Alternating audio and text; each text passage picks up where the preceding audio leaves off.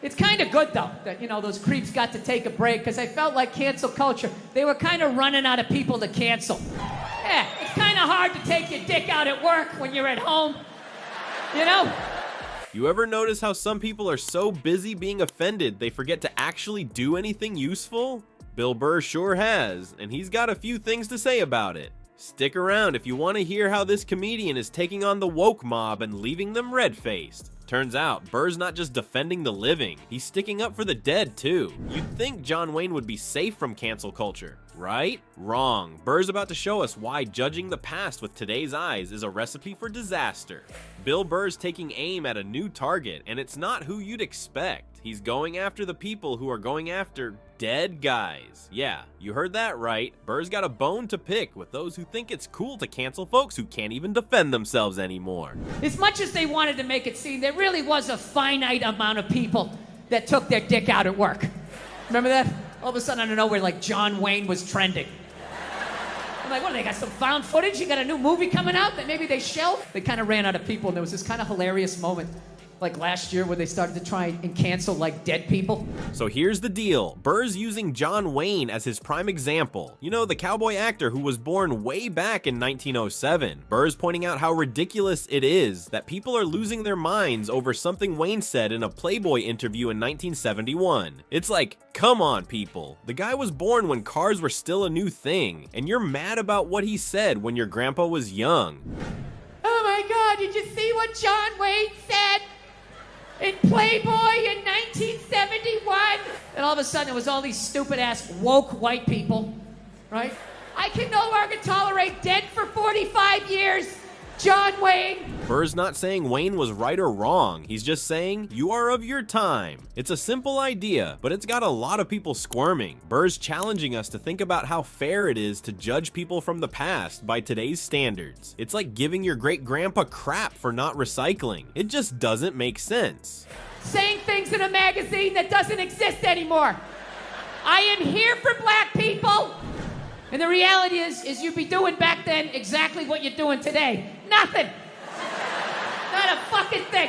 But here's where Burr really nails it. He's saying this whole trend of canceling dead people is just proof that the woke mob is running out of living targets. It's like they've gone through all the celebrities, politicians, and Twitter users they can find, and now they're digging up graves to find someone new to be mad at. Burr's not just making us laugh, he's making us think. He's asking us to step back and look at the bigger picture. Are we really making the world better by getting offended by things people said decades ago? Or are we just making ourselves feel good by pretending we're morally superior to people who lived in completely different times? And here's the kicker. Burr's got a punchline that sums up this whole mess perfectly. He's basically saying, congratulations, you're more enlightened than someone born over 100 years ago. Want a cookie? It's funny, but it's also a wake-up call. We're spending so much time being outraged about the past that we're not focusing on making things better now. What the fuck is going on? But I think white women started it. I had no idea how difficult it was to be a white woman in the United States of America. Speaking of outrage, Burr's got a bone to pick with certain folks who've jumped on the woke bandwagon. Ever wonder how some people manage to play the victim while lounging in a jacuzzi? Well, Bill Burr's about to spill the tea, and it's scalding hot. Burr's taking aim at a group that's been flying under the radar for too long. Privileged white women who've co-opted the woke movement for their own gain. He's not pulling any punches, folks. He's calling out these ladies who've somehow managed to jump to the front of the oppression line while conveniently forgetting about their own cushy lives. You know the type. They're crying oppression from the comfort of their luxury condos, sipping on overpriced lattes while tweeting about how hard they have it. Burr's not having it. He's got a message for these self-proclaimed victims. You're sitting in a jacuzzi with me, what are you whining about? Bitching. Do you have any idea what it's like to be me? Sort of separate themselves from these white males with their white male privilege. It's like, bitch, you're sitting in the jacuzzi with me. The fuck are you talking about? But Burr's not just cracking jokes. He's exposing a real problem in the woke movement. These women, he argues, are benefiting from the very system they claim to hate. They're trying to distance themselves from white men, like they're somehow less responsible for the world's problems. It's like they're playing a game of Oppression Olympics and handing out gold medals to themselves. Burr's comedy is like a mirror held up to society, showing us the absurdity of it all. He's pointing out how some folks are so desperate to be seen as victims that they're ignoring their own privilege. It's like they're wearing woke as a fashion statement, not a real commitment to change. And let's talk about the body positivity movement for a second. Burr's got some thoughts on that too. He's all for self-love, but he draws the line at glorifying unhealthy lifestyles. In his words, bravery is running into a burning building to save someone, not posing for a photo shoot. Ouch. That's gonna leave a mark. Burr's not afraid to tackle the tough topics either. He's wading into the debate about transgender athletes in sport. That's a really new concept to me, that you can be a dude, right? Ranked 80th in the fucking world. Transgender athletes, I don't fucking understand that, you know? I understand it if, you want to switch around. I don't give a shit. And now you're the #1 tennis player in the world, just coming out there with your man shoulders. He's asking the questions that a lot of people are thinking but are too afraid to say out loud. Like, you can be a dude, right, ranked 80th in the world, and now you're the #1 tennis player in the world. He's not saying he has all the answers, but he's sure as hell not letting the conversation get shut down. What Burr's doing here is more than just comedy. He's fighting for the right to ask questions, to challenge ideas, to make people uncomfortable, because that's what comedy is supposed to do. It's supposed to make us think, to shake us out of our comfort zones. Think comedy's all fun and games? Think again. Burr's latest rant exposes a dark side to the world of stand-up that's got nothing to do with hecklers or bad crowds. It's about fear, and it's coming from inside the house. Bill Burr's not just worried about easily offended audiences. He's sounding the alarm on something way more insidious: comedians policing each other. It's like the comedy world's turned into a high school cafeteria, with everyone watching what they say so they don't get kicked out of the cool kids' table. Burr's got a message for his fellow comics. Stop being afraid. He's sick of seeing comedians walking on eggshells, scared to death they'll say the wrong thing and get canceled. It's turning comedy clubs into echo chambers, where everyone's telling the same safe jokes and patting themselves on the back for being so woke. But here's the thing, comedy's supposed to be dangerous. It's supposed to make you uncomfortable. Burr believes that's where the real magic happens, when a comedian pushes those boundaries and makes you think about stuff you'd rather ignore. He's not saying we should all be jerks, but he is saying we need to grow a thicker skin. Burr's warning us about what happens when certain topics become off limits for comedians. It's not just about losing a few laughs, it's about losing our ability to talk about tough stuff. He's worried that if we keep going down this road, comedy's gonna die a slow, painful death. And when comedy dies, a little piece of our freedom goes with it. If we start censoring comedians, we're killing comedy itself. That's Burr laying it out plain and simple. He's not just fighting for his right to tell jokes. He's fighting for our right to hear them, because let's face it, sometimes it takes a comedian to say the things we're all thinking but are too scared to say out loud. Burr's not asking for a free pass to be a jerk. He's asking for the freedom to explore ideas, even the uncomfortable ones. He's reminding us that just because you disagree with someone doesn't mean you get to shut them up. That's not how free speech works, folks. So what's Burr's solution? It's pretty simple. Let comedians be comedians. Let them push boundaries, ask tough questions, and yeah, sometimes screw up, because that's how we learn and grow as a society. We need those diverse voices and opinions, even if they make us squirm in our seats sometimes. So what's Bill Burr really getting at here? It's simple. We gotta talk even when it's tough. He's sick of people tiptoeing around every little thing, afraid to say what they really think. Burr's not saying be a jerk, he's saying be honest. He's got a point about how crazy things have gotten. Disagreeing with someone isn't just about having a different opinion, it's about getting destroyed for it. That's not right, and it's not helping anyone. Burr's fighting for something bigger than just jokes. He's fighting for our right to speak our minds, to challenge each other, to grow.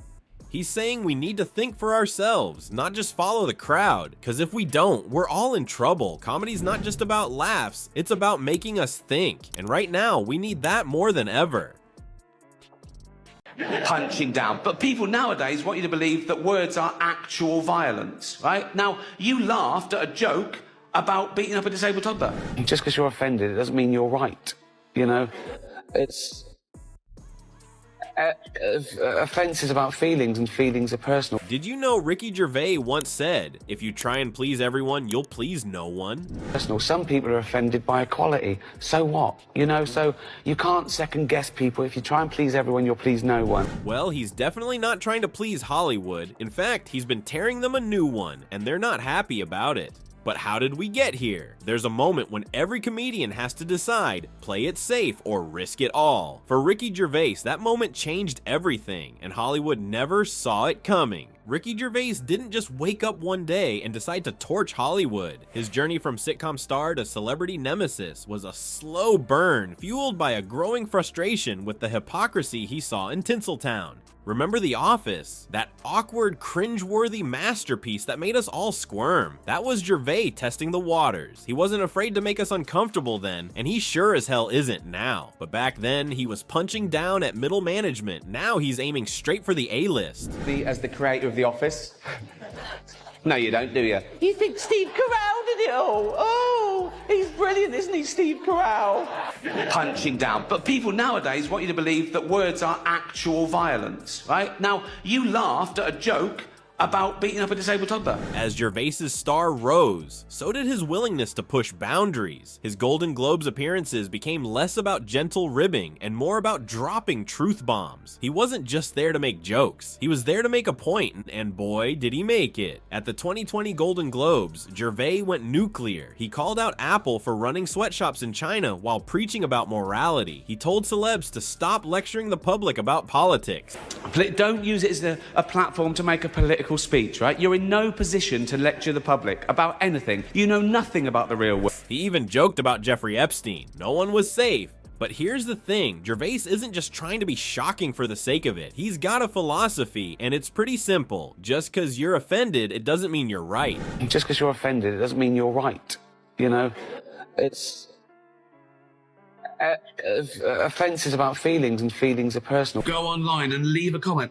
You might as well go and read Toilet Walls to get upset about them. I have never been upset by anyone on Twitter. I'm too happy. In a world where everyone's walking on eggshells, Gervais is stomping around in steel-toed boots. This mindset sets him apart from his peers. While other comedians are apologizing for old tweets, Gervais is doubling down. He's not interested in playing nice or following the rules of woke culture. He's interested in telling jokes and speaking his mind. And guess what? People are listening. With each appearance, each controversial joke, Gervais's fan base grows. He's tapping into something, a frustration with Hollywood's preaching, a desire for someone to cut through the BS. Turns out, being the guy who says what everyone's thinking has its risks. Gervais's Netflix special Supernature was about to test just how much truth the entertainment industry could handle. Would this be the moment Hollywood finally fought back? Gervais didn't just push buttons with Supernature. Supernature dropped on Netflix last year. Big backlash, wasn't there? Big bigbacklash. People going, you can't say that. You can't. Oxbridge comedians writing for the posh papers, telling you the rules of comedy. They're laying it down, laying down the law, right? And it's all stuff like, comedy should punch up. He smashed them. His jokes about Caitlyn Jenner hit a nerve, especially when he used her former name. Critics called it dead naming. That I dead named her. Now, I'd never heard that term, before a day after the Golden Globes, and that was saying her old name. Gervais called it acknowledging reality. I found out my crime was that I dead named her, Gervais explained. She did, sure, we all saw the Olympic Games. It was all over the place. He wasn't trying to be cruel. He was pointing out how absurd it is to pretend someone's past never existed. But Hollywood wasn't laughing. The backlash was swift and fierce. Gervais was accused of transphobia, insensitivity, and just being a jerk. But here's the thing, he didn't back down. He doubled down. And even acknowledging that she used to be a man. But she did. I saw him on the Olympic Games. Gervais argued that acknowledging someone's history isn't offensive, it's just stating facts. It's absurd to act like Bruce Jenner never existed, he said. And you know what? A lot of people agreed with him. While the Twitter mob was losing their minds, something interesting happened. Gervais's popularity skyrocketed. Turns out there's a whole bunch of folks out there who are sick of walking on eggshells. They're tired of being told what they can and can't say, and they found their champion in Ricky Gervais. This wasn't just about comedy anymore. It was about free speech. It was about pushing back against a culture that seems more concerned with feelings than facts. And Gervais was leading the charge. Are you to think that you deserve to go through life with no one ever saying anything that you don't agree with or like? I want people to stop saying that joke's offensive. He took aim at the idea that comedy should only punch up. According to Gervais, sometimes you've got to punch down. If you're beating a disabled toddler, he joked, making the point that humor doesn't always follow neat power dynamics. The controversy around Supernature didn't just boost Gervais's profile, it sparked a larger conversation about the role of comedy in society. Are there really topics that are off limits? Who gets to decide what's offensive? And is being offended really the worst thing that can happen to someone? As the dust settled, a surprising question emerged. Was Gervais actually saving comedy? By punching in every direction, he sparked a debate that goes beyond laughs. It's about free speech, societal norms, and who gets to decide what's funny. Gervais isn't just pushing buttons, he's rewriting the rule book. Take his view on punching up in comedy. While some say comedians should only target those in power, Gervais argues that sometimes you've got to punch down. He's not afraid to joke about sensitive topics, saying, "You laughed at a joke about beating up a disabled toddler because you know it's not real."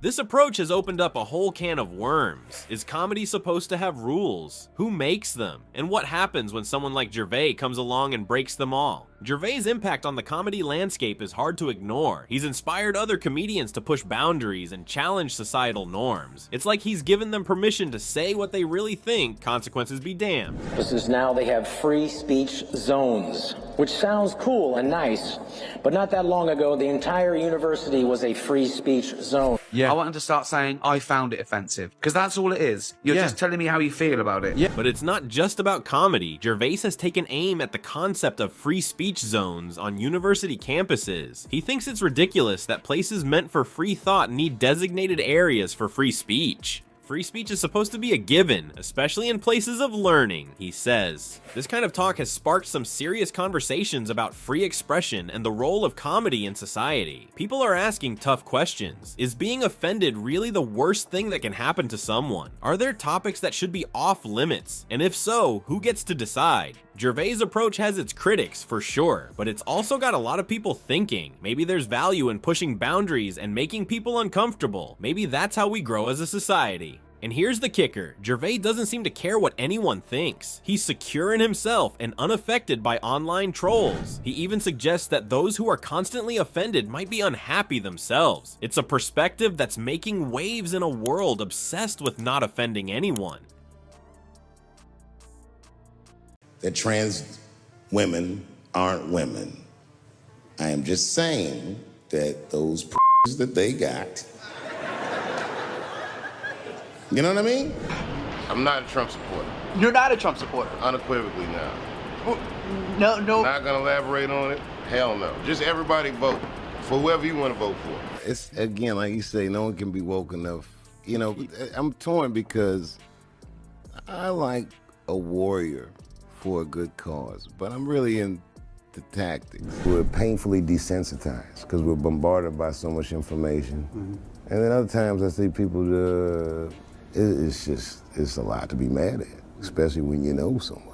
Imagine a world where everyone's scared to speak their mind. Now picture Dave Chappelle stomping through that world like he owns it. That's exactly what's happening, and Hollywood is freaking out. Why? Because Chappelle just dropped another comedy bomb, and this time, he's taking no prisoners. You'd think being too big to cancel would make Chappelle play it safe. Nope. He's doubling down, hitting even harder. What makes him so dangerous to the woke crowd? It's not just what he says, it's how he says it. Dave Chappelle's got a target on his back, and he's loving every minute of it. This guy's not just telling jokes, he's waging war on woke culture, and his weapon of choice, a no-holds-barred approach that's got Hollywood sweating bullets. Take his bit about LeBron James transitioning to play in the WNBA. Chappelle jokes he'd score 840 points a game. It's not just a punchline, it's a middle finger to the gender debate, and people are eating it up. But here's the thing, Chappelle's not backing down. When the woke mob comes knocking, he's not answering. He's out there saying, "I said what I said." No apologies, no backtracking. It's driving the PC police crazy.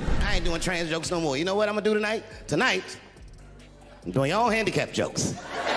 They've canceled people that are more powerful than me. At a screening of his documentary, Chappelle mocked cancel culture to its face. He said, "If this is what being canceled is like, I love it. Can you believe the balls on this guy? He's not just resisting the pressure, he's laughing in its face." And you know what's really got Hollywood fuming? The more Chappelle pushes back, the more fans he gets. People are sick of walking on eggshells. They're tired of having to watch every word. Chappelle's saying what they're thinking, and they're loving him for it. It's like he's the voice for everyone who's fed up with political correctness. He's calling out the absurdity of cancel culture, showing how the woke mob tries to control the narrative and shut down anyone who disagrees. But Chappelle, he's not having it. Chappelle's not just battling woke culture. He sparked a full-on civil war in Hollywood. That's why I don't be coming out doing comedy all the time, because y'all is the worst motherfuckers I've ever tried to entertain in my life. Because we're bombarded by so much information. And then other times I see people, it's a lot to be mad at, especially when you know someone. The industry's biggest names are choosing sides. Who's backing Dave and who's calling for his head? You might think it's just Chappelle against the world, but that's where you'd be wrong. This fight's got Hollywood split right down the middle, and it's getting messy. On one side, you've got celebs like Snoop Dogg and Stevie Wonder standing with Dave. They're not just quietly supporting him, they're out there risking their own necks to back him up. But why would these A-listers put their careers on the line for a comedian? It's simple. They see this as more than just about jokes. It's about free speech, about pushing back against a culture that's trying to shut down anyone who doesn't toe the line. On the other side, you've got organizations like GLAAD and the National Black Justice Coalition. They're not laughing. They're calling for Netflix to pull The Closer off the platform. The National Black Justice Coalition even said, with 2021 on track to be the deadliest year on record for transgender people in the United States, Netflix should know better. Perpetuating transphobia perpetuates violence. Do you want to meet him? And I said, yes, I do. And it was the first time I could remember since my father died being excited. And he was clearly Jim Carrey. I could look at him and I could see he was Jim Carrey. Anyway, I say all that to say, that's how trans people make me feel. Strong words, right? But here's the thing, Chappelle's not backing down, and neither are his supporters. Take Joe Rogan. He's calling this whole backlash recreational outrage. He's saying people are just looking for something to be mad about. And you know what? He might be onto something. How many of the folks screaming about Chappelle have actually watched his special? This isn't just about one comedian anymore. It's about the future of entertainment. It's about what we can say, what we can joke about. It's about whether we're gonna let a small group of people decide what's okay for everyone else. And that's why this fight matters. It's not just Chappelle versus the woke mob. It's free speech versus cancel culture. It's about whether we're gonna let fear of offending someone shut down the conversation. Say LeBron James changed his gender. You know what I mean? Okay. You're gonna feel like, well, was something wrong with me, or like? Yeah. There's a lot of tone deaf folks out there that didn't get that. Out there. You gotta wonder, what's next? If Chappelle gets shut down, who's next? Your favorite comedian? Your favorite show? Where does it end? While Chappelle's busy setting Hollywood on fire, there's another player making moves behind the scenes. Netflix just dropped a bomb that's got everyone talking. What did they do that's got both sides of the culture war losing their minds? You'd think Netflix would have folded like a cheap suit under all the pressure, but nah, they did something that's got Hollywood scratching its head. They stood by Chappelle. Yeah, you heard that right. When everyone was screaming for them to pull The Closer, Netflix said thanks, but no thanks. But why? Why would a major company risk it all for one comedian? Well, it turns out Netflix isn't just about making shows. They're making a stand. They're betting big on free speech, and they're using Chappelle as their poster boy. And here's the deal. Netflix updated their corporate guidelines. They're basically telling their employees, look, we're gonna make content that some people might find offensive. If you can't handle that, maybe this isn't the place for you. Talk about laying down the law, right?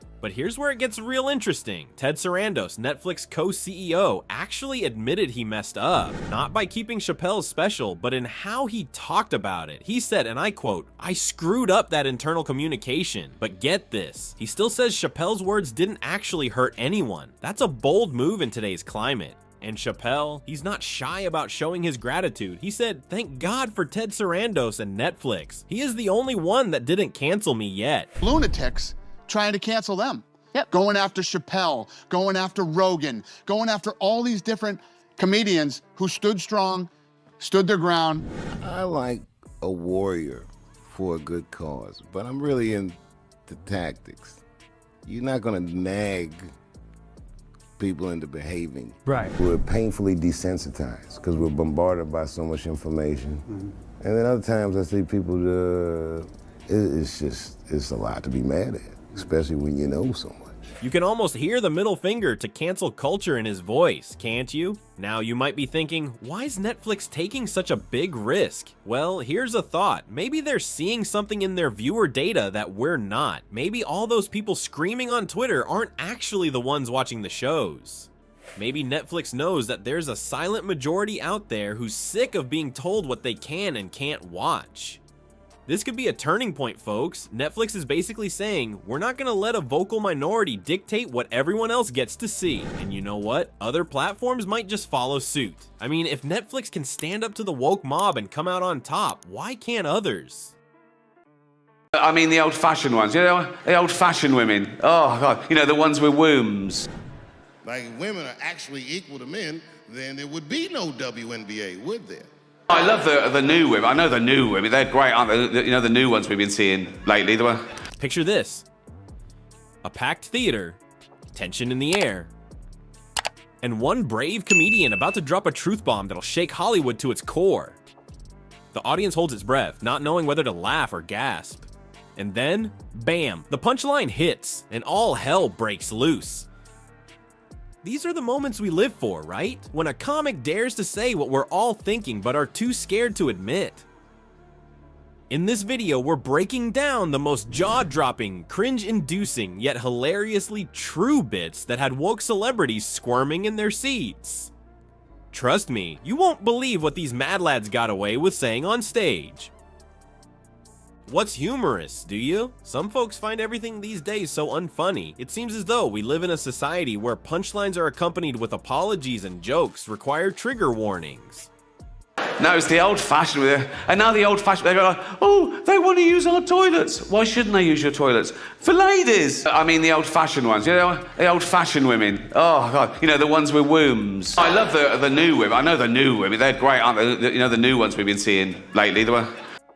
Greetings from the age of woke culture police comedy, where comedians must tread carefully and laughs are being judged. Do you recall the edgy days of comedy? When could stand-up comedy challenge conventions and make us laugh at the ridiculous aspects of life? Well, those days are disappearing more quickly than the promises made by politicians. Nowadays, it appears that before a joke can even consider taking the stage, it must first pass a committee of sensitive readers. In this brave new world of woke humor, what is off limits? Almost everything that was once amusing, jokes about fat people, body shaming, stereotypes based on race, microaggressions, disparities in gender, transphobic. Some comedy clubs are now requiring entertainers to sign contracts promising not to offend anyone since the situation has grown so terrible. After all, what could be more hilarious than a legally binding contract? Furthermore, more than only the subjects are being examined, it's part of the attack itself. Never one to hold back, Ricky Gervais said it best. I detest it when people claim the joke was hurtful. Since it's all about feelings and feelings are private, I have to say no, and you have to state that you found it insulting. He's not entirely wrong. One person's amusing joke is another's excuse to form a Twitter horde. The worst part though is this whole woke comedy movement. It isn't much more thrilling than watching paint dry. Speaking candidly as usual, Gervais stated that he would rather watch Louis C.K. masturbate than endure woke humor. Although no one needed that image, it makes a strong statement. Comedians' frustration is getting out of control. They're tired of evading every potential transgression, of having their words analyzed, and of having their motives called into question. The redheaded comedian Bill Burr has been especially outspoken about how ridiculous it all is. He has criticized the notion that some subjects, such as the controversy surrounding transgender athletes in sports, are wholly off limits. Burr contends that stopping these discussions just serves to increase hostility and conflict rather than resolve anything. However, the truth is that comedians are not taking this lightly. There is a growing backlash against political correctness's stifling influence. More and more comics are coming to the conclusion that speaking the truth as they see it is worth the chance of upsetting someone. They're keeping in mind that comedy is about more than simply making people laugh. It's also about getting people to think, questioning the current quo, and perhaps making us uneasy. Have you ever wondered how comedy's freedom fighter turned out to be a pasty redhead? The bald eagle of free expression, Bill Burr, is now swooping over the PC landscape. This guy has the hilarious timing of a Swiss watch and a sailor's mouth. He ruffles feathers without fear, and he does it with great skill. Burr's unrestrained manner has helped him establish a reputation. He pushes boundaries, but he also smashes past them. His comedic specials are aimed at the core of awakened society like verbal hand grenades. What's the best part? Yeah, I said it. He smiles as he completes each task. How are you going to handle it?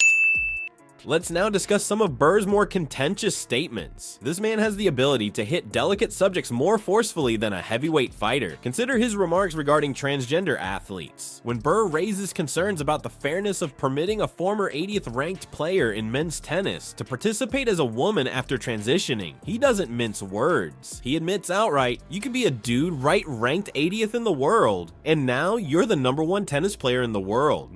Burr isn't just making statements for the sake of shock effect though. He's holding up a mirror to woke culture with absurdity. His method? Take PC culture's reasoning and take it to its most absurd conclusion. For example, when he questions the idea of equality in sports. He contends that distinct leagues like the WNBA wouldn't be necessary if women and men were genuinely equal. According to him, if women are actually equal to men, then there would be no WNBA.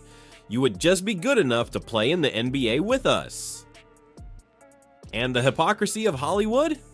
Yes, Burr has that covered as well. He enjoys pointing out that while woke celebs talk a good game about equality, they don't really live it. He draws attention to the fact that the same people who advocate for body positivity for obese women utterly disregard women's sports. According to Burr, if they actually watched WNBA games and bought more tickets, the league could be bigger than the NBA itself. Now, what is Burr's most startling anti-woke statement, you ask? Actually, it's more of a direct attack on the notion that jokes should be regulated than a statement. Burr contends that comedy as an art form is directly threatened by this ongoing criticism. He is fighting for humor itself, not simply for the ability to make unpleasant jokes. What happens if the greatest comedian of all time chooses to headbutt the woke crowd? Like, if women are actually equal to men, then there would be no WNBA, would there? Say LeBron James changed his gender. You know what I mean? Okay, can he stay in the NBA, or, because he's a woman, does he have to go to the WNBA? What does it actually mean to be equal? You know what I mean? The uncontested master of pushing boundaries, Dave Chappelle, is at the center of a controversy that has Hollywood reeling. We're talking about full-on cultural warfare here, so this isn't your typical comedy special debate. Chappelle's transformation from a sketch comedy sensation to a legendary figure in stand-up is, well, legendary. At the height of his fame, he turned down a $50 million deal, yet he returned stronger than ever. His most recent Netflix specials, however, have truly had people talking and their fingers tapping on Twitter. What is causing everyone's underwear to become tangled? With his trademark razor-sharp wit, Chappelle has been addressing some of the most delicate subjects in contemporary America, including race, gender, and sexuality. Furthermore, he isn't holding back, I can assure you. Some people are demanding his head on a platter because of his remarks about transgender people, then Me Too, and cancel culture. The worst part is that Chappelle isn't going to back down. He's actually doubling down more forcefully than a blackjack player with a ton of chips in his pocket. Dave didn't grovel or apologize when the anger machine went into overdrive. Instead, he essentially ordered the awakened crowd to jump for joy and refused to back down. He has balls of steel, and you have to give him credit for that. He states bluntly in one of his programs that he doesn't think all women in the dire Me Too movement are real. Twitter was on the verge of putting him in purgatory when when he made some zingers at the LGBTQ community in another. Chappelle, meanwhile, is only warming up. But Chappelle appears to take greater pleasure in prodding the bear the more others attempt to stop him. He is similar to that student in the class who is skilled at making fun of the teacher. And like that child, Chappelle is becoming more well-known than ever because to his shenanigans. With all of the demonstrations and irate articles, you would think Chappelle would be a Hollywood celebrity. But hey, what do you know? Some of the most popular comedy shows on Netflix are his specials. It turns out that many people are tired of being cautious and adore Chappelle's unrestrained style. How did a plump Brit end up being Tinseltown's bogeyman? The comedian who has made a living by mocking Hollywood's elite is Ricky Gervais. This man is not merely prodding the bear, he is carrying a pointed stick and a megaphone into its burrow. Gervais has earned the moniker Hollywood's harshest critic, and he takes great satisfaction in it. He's similar to the friend who constantly informs you when you're having problems. But instead of spinach, he's being hypocritical, and instead of pals, he's seeing A-list celebs writhing in their seats. Now let's discuss Golden Globes. With more savagery than a pack of ravenous wolves, Gervais has hosted the awards presentation 5 times. His jokes are more powerful than a heavyweight champion, and he has made fun of everyone from Leonardo DiCaprio to Mel Gibson. Do you recall the time he referred to Bruce Willis as Ashton Kutcher's dad? Or his implication that Caitlyn Jenner had not done anything to support female drivers? The audience's responses range from, "Oh no he didn't," gasps, to anxious laughing. The problem is that Gervais isn't just flinging fists at random. He has a plan, and it revolves around exposing the ridiculousness of woke culture by exploiting his insider knowledge. Like a double agent, he enters the glamorous world of Hollywood and then exposes its dark secrets. Consider his criticism of woke celebrity conduct. Stars who use their platforms to lecture the public on social concerns are frequently made fun of by Gervais. He once said, "You say you're woke, but the companies you work for, Apple, Amazon, Disney, if ISIS started a streaming service, you'd call your agent." It's not just about making people laugh though. It's also about exposing the hypocrisy of people who assert their moral superiority while ignoring their own inconsistencies. Surely this guy's pushed it too far at some point, right? Is what you may be thinking right now. Hold on tight, because Gervais' most outrageous anti-woke comment is hilarious. He addressed transgender issues head-on in his Netflix series, Supernature, fully aware that it would cause controversy, and it caused debate. Gervais, however, refused to give up. Rather, he intensified his argument, stating that comedy ought to be a space where all subjects are acceptable. This leads us to Gervais's lecture against cancel culture, which went viral. He issued the following warning in a rare moment of gravity.